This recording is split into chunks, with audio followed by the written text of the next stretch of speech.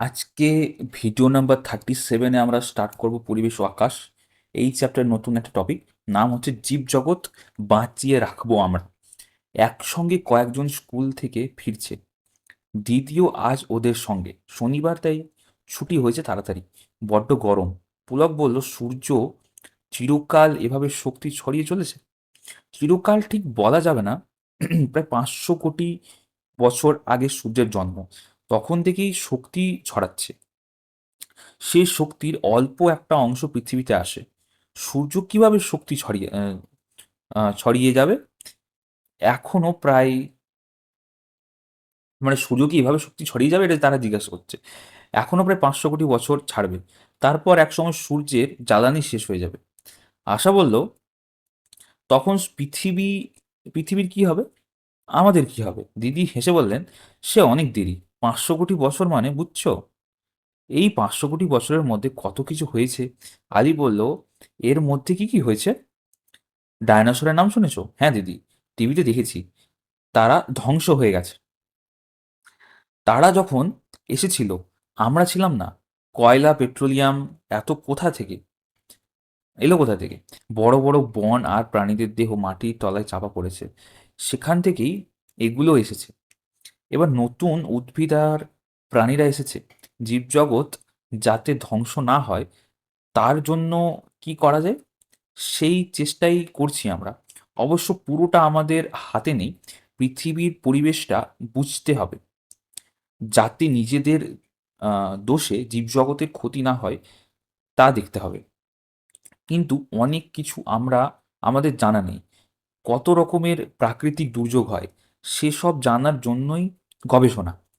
তোমরাও অনেক গবেষণা করবে, জীবজগৎ টিকিয়ে রাখার চেষ্টা করবে। ডায়নোসর সম্পর্কে বড়দের কাছে জেনে আলোচনা করে লিখো। তারপর আমরা দেখব আকাশে কত তারা। পরদিন আলী বলল, অন্য তারাও কি সূর্যের মতো একসময় জন্মেছে, এখন আলো দিচ্ছে, কিন্তু চিরকাল থাকবে না? দিদি বললেন, সব নক্ষত্রেরই জন্ম মৃত্যু আছে, অনেকটা সূর্যের মতনই। আশা বলল, আকাশে কত নক্ষত্র আছে? খালি চোখে কয়েক হাজার নক্ষত্র দেখা যায়, তবে আসলে নক্ষত্রের সংখ্যা অনেক বেশি। হয়তো একটা নক্ষত্রের মৃত্যু হলো, তাতে পৃথিবীর কোনো ক্ষতি হবে না। না, তাতে পৃথিবীর ওপর কোনো প্রভাব পড়বে না। তবে হঠাৎ করে নক্ষত্র আমাদের কাছাকাছি এসে পড়লে মুশকিল। দয়াল বলল, নক্ষত্র পৃথিবীর ওপর এসে পড়তে পারে? নক্ষত্র পৃথিবীর ওপরে পড়বে না, তবে অন্য কিছু পড়তে পারে। 1994 সালে বৃহস্পতি গ্রহের ওপর একটা ধূমকেতু এসে পড়েছিল। ফলে বৃহস্পতির গায়ে অনেকটা বড় বড় গর্ত হয়েছে।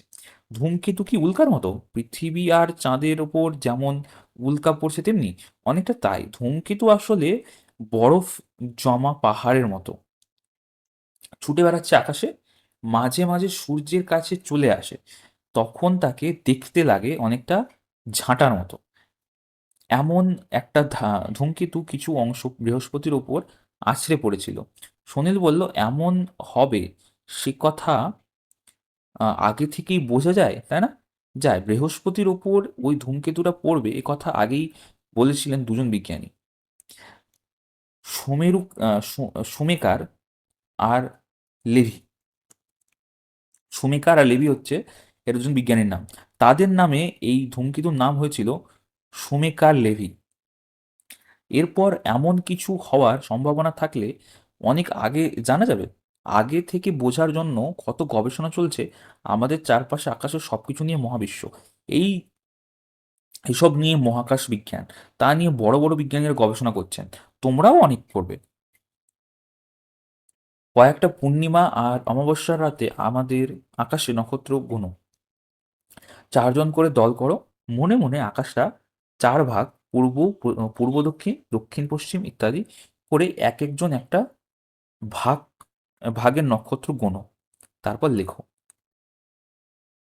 এটাই হয়ে গেল আমাদের আহ, আমাদের যে এই যে চ্যাপ্টার ছিল পরিবেশ ও আকাশ, এই চ্যাপ্টারের কমপ্লিট হয়ে গেল। তো 434 নম্বর অবধি আমরা শেষ করে ফেলেছি।